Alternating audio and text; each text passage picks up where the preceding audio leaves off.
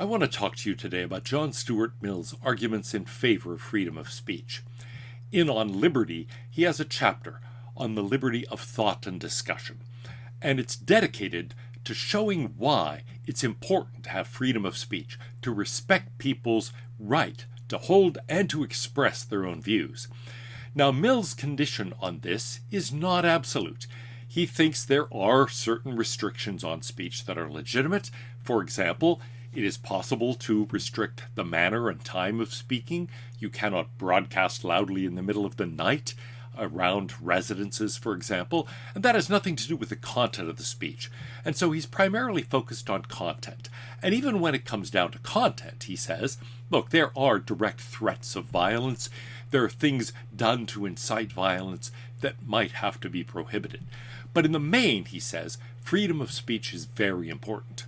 Now, it was important in Mill's time. It's also important in our time. Not long ago, the Biden administration Department of Homeland Security tried to create a disinformation governance board dedicated to countering misinformation. If you search Google Scholar for articles on misinformation, you find almost 600,000 hits. If you search Google in general, you get 223 million hits. And so there's a huge amount of attention being paid to getting rid of misinformation, disinformation, and other kinds of things that people in power find, well, objectionable, challenging their power. In addition, the current administration in the United States has been pressuring social media companies to suppress speech of various kinds. And so Twitter, Apple, Amazon, Google, Facebook, all of them have ended up suppressing speech, sometimes directly banning it, sometimes banning people altogether, sometimes simply suppressing posts so that it's very hard to find them. But in all of those cases, it turns out, there is a serious attempt to control the narrative. And we now know that much of that was directed by the federal government. In fact, there was a lawsuit this past term in the Supreme Court about that, Murthy versus Missouri. And the Supreme Court found that, well, as long as the government wasn't doing it directly, it was legitimate. So free speech in the United States is under attack as never before. And we see that that's happening all over the West. The situation is much worse in the United Kingdom, in Canada, and a variety of other countries. So what I want to focus on today are the arguments in John Stuart Mill that it's easy to forget. I think they're part of our common heritage. Most people are aware of them in some way, if not by reading John Stuart Mill, at least intuitively. But still, it's easy to neglect them. Next time, I'm going to suggest that there are other arguments in our tradition that may apply in certain contexts even more effectively than those of Mill. But let's start with John Stuart Mill on liberty. Here it is in a nutshell. If all mankind minus one were of one opinion and only one person were of the contrary opinion, mankind would be no more justified in silencing that one person than he, if he had the power, would be justified in silencing mankind. Now why? Well, Mill says that the peculiar evil of silencing the expression of an opinion is that it's robbing the human race, posterity, as well as the existing generation, those who dissent from the opinion still more than those who hold it. If the opinion is right, they're deprived of the opportunity of exchanging error for truth. If wrong, they lose what's almost as great a benefit, the clearer perception and livelier impression of truth, produced by its collision with error. Mill advances a three-pronged argument in favor of freedom of speech. First, the opinion in question might be true. Second, it might contain part of the truth. It might be partially true, even if not entirely true. And finally, even if it's not even partially true, totally false. Nevertheless, he says, there are benefits to allowing its expression. So let's take the parts of that argument in turn.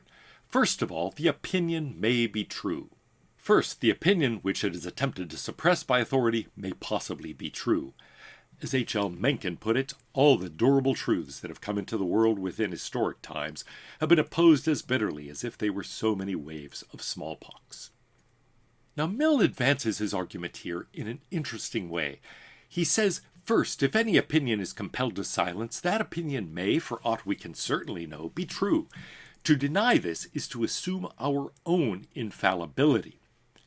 Now, it's interesting. He's not just saying we assume we're right. We assume we're infallible.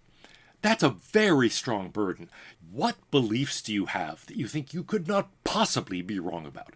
You are absolutely infallible with respect to them. Well, Descartes said, I think, I am. That's about all he can really get. And then he extends further, but all of the extensions are really controversial. Now, there are some philosophers who challenge even the I think and the I am. David Hume, for example, or Buddhist philosophers who say, what is this I? The most we can get is there are thoughts, maybe. But how do we have anything like the continuity of the self? Well, however all that may be, we're not really interested in silencing people when they say, I think, or I am, or there is thinking. And so anything else, well, we could possibly be wrong about. Now, you might think there are certain things I'm pretty sure I'm right about, like 2 + 2 is 4, or grass is green, etc. And, well, yes, it seems like we have a very high degree of confidence about those things. But still, he says, it's not really about things like that people are worried about for the most part. Instead, it's things where, look, it's controversial. That's why somebody's saying the opposite. And that means, however well supported your own view might be, you could possibly be wrong about it. Here's Mill again. Those who desire to suppress it, of course, deny its truth, but they are not infallible.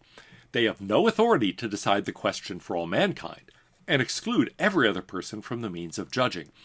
To refuse a hearing to an opinion because they're sure it is false is to assume that their certainty is the same thing as absolute certainty. All silencing of discussion is an assumption of infallibility.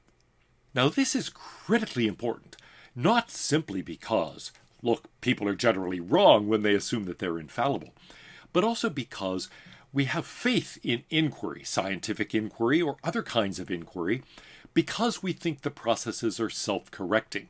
We think that people propose thoughts, ideas, opinions, hypotheses, then we test them through experience. There's often dispute about them. And in the end, we tend to think the stronger opinions in the long run end up succeeding. Well, maybe it's true that inquiry is self-correcting in that way, but it depends on continuing discussion, continuing inquiry, continuing investigation. We have to subject opinions, beliefs, proposals, hypotheses to continued testing. If we don't do that, we have no reason to believe that inquiry, discussion, scientific research are really advancing us toward the truth. So Mill says there is the greatest difference between presuming an opinion to be true because with every opportunity for contesting it, it has not been refuted, and assuming its truth for the purpose of not permitting its refutation. Complete liberty of contradicting and disproving our opinion is the very condition which justifies us in assuming its truth for purposes of action. And on no other terms can a being with human faculties have any rational assurance of being right. So here's a way of thinking about this. Inquiry, if it's allowed to proceed, is going to consider arguments and counter-arguments. It's going to consider evidence from various sources, evidence of various kinds. It's going to subject hypotheses to tests. And it's one thing to say, well, up to this point, no evidence has disconfirmed this opinion. It's quite another to say that no evidence ever will disconfirm this opinion, and therefore we should stop inquiring altogether. We should shut down inquiry, shut down discussion. Nobody's allowed to talk about this anymore. Nobody's allowed to challenge it. That is very different.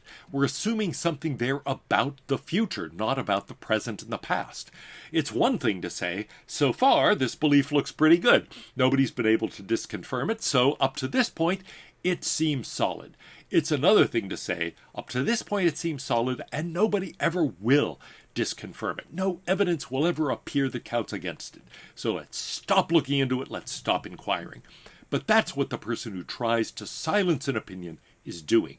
They are standing in the pathway of inquiry saying, stop. They are trying to prevent us from continuing discussion, and without that, we have no reason to believe that inquiry, whether it's scientific inquiry, political inquiry, economic inquiry, or any other kind of discussion, is leading us to the truth. It may be that avenues of investigation that really ought to be explored are being closed off to us, and certain kinds of evidence will never be seen They will never be able to count against a hypothesis simply because we're never allowed to accumulate such evidence. The second part of Mill's argument is that the opinion may contain part of the truth. It may not be wholly true, but it might be partially true. He says, secondly, though the silenced opinion be an error, it may and very commonly does contain a portion of truth. And since the general or prevailing opinion on any subject is rarely or never the whole truth, it is only by the collision of adverse opinions that the remainder of the truth has any chance of being supplied. However true it may be, if it is not fully, frequently, and fearlessly discussed, it will be held as a dead dogma, not a living truth. So here's the idea. If we simply repeat things because we've been told, and because we are told, look, you can't question this, this is just a given, well, okay, we might repeat it. But nevertheless, do we really understand it? Do we understand even what it means, let alone what it would take to support it, what reasons there are in favor of it? Mill's claim is we don't. We're going to repeat the words, but without really any understanding of what lies behind them. Now, I think if you stop and reflect, you realize a large number of people do this with a large number of their beliefs. They've been told this, they just repeat that. Have they really thought about it? Have they considered arguments in favor, arguments against? Have they thought about what it really means? All too often the answer is no. Now, this can be true of religious beliefs, it can be true of political beliefs, it can be true of all kinds of beliefs where people just repeat things as if it were a mantra of some kind. And they'll simply say this, and if you say, well, why do you say that? What's the evidence in favor of it? And what do you even mean by saying that? They're shocked. They don't know what to do. In some ways, Plato's early dialogues are trying to show this sort of thing. Socrates goes around and questions prominent Athenians, saying, do you actually know what courage is? Do you know what virtue is? Do you know what self-control is? Do you know what justice is? And all too often it turns out they don't. They've repeated certain words. They may be, in practice, just or courageous or self-controlled, but the fact is, well, the implication is really they're not, partly because they don't even know what it is. And one can criticize Socrates, as Peter Geach does, say there's a Socratic fallacy here, that you don't actually have to be able to define something to know what it is, and you don't have to know what it is in order to exhibit it. And there's a point to that.